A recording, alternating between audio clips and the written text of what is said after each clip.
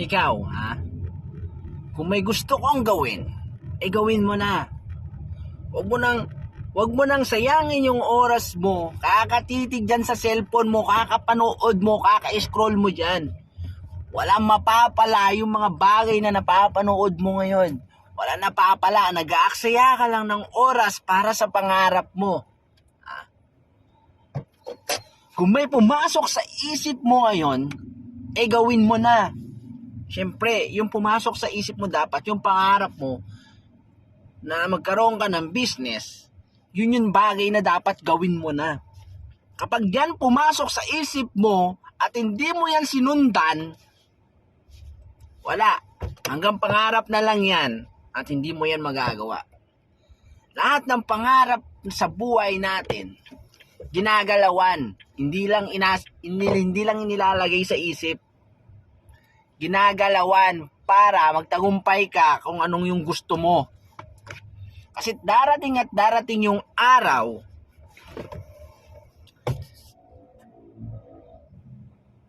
na magkakaroon ka ng bagay na mga gusto mo na hindi mo lang namamalayan. Natutupad na pala yung mga pangarap mo. Diba? Basic. Lagi mo tatandaan kung ano yung mga iniisip mo, mangyayari yan kung talagang gugustuhin mo. Pero kung iniisip mo lang siya at hindi mo siya ginusto, walang mangyayari yan. Mananatiling nasa isip mo lang yan hanggat hindi mo ginagalawan. Kaya kung ako sa'yo, huwag ka magdalawang isip na kapag pumasok yung isang bagay na gusto mong gawin, gawin mo na.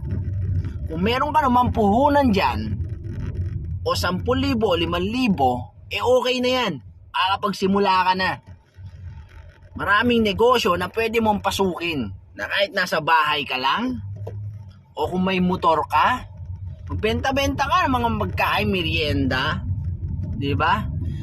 Alam kong marami na mga taong gumagawa niyan, pero hindi nagtatagumpay. Ang iniisip lang nila, yung kumakain lang sila. Mindset ba? Mindset. Kung yun kakapiranggot lang yung kinikita nila at nabubuhay sila araw-araw at may kinikita sila, okay na sa kanila yun. Pero kung ikaw, mataas yung pangarap mo at marami kang gustong abutin, kailangan mo mag-double time. Kailangan mong kumayod ng kumayod araw man o gabi. Diba? Basic.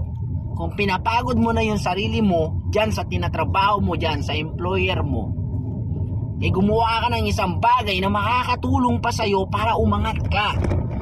Huwag kang mag-stay sa isang bagay na wala naman nangyayari sa buhay mo. Maraming nagtatanong sa akin, paano ba kung 3 na yung anak mo o 5 yung anak mo? Mas marami kang paraan na gumawa ng isang bagay na makakatulong sa'yo kung may anak ka na. Kasi nakafocus ka na dun sa mga bagay na gusto mong gawin para sa pamilya mo.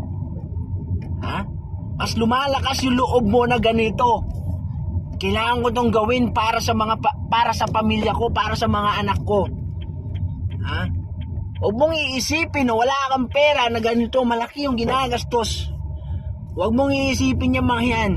Darating at darating yung araw na makukuha mo yan dahil sa kasipagan mo, dahil sa diskarte na ginagawa mo.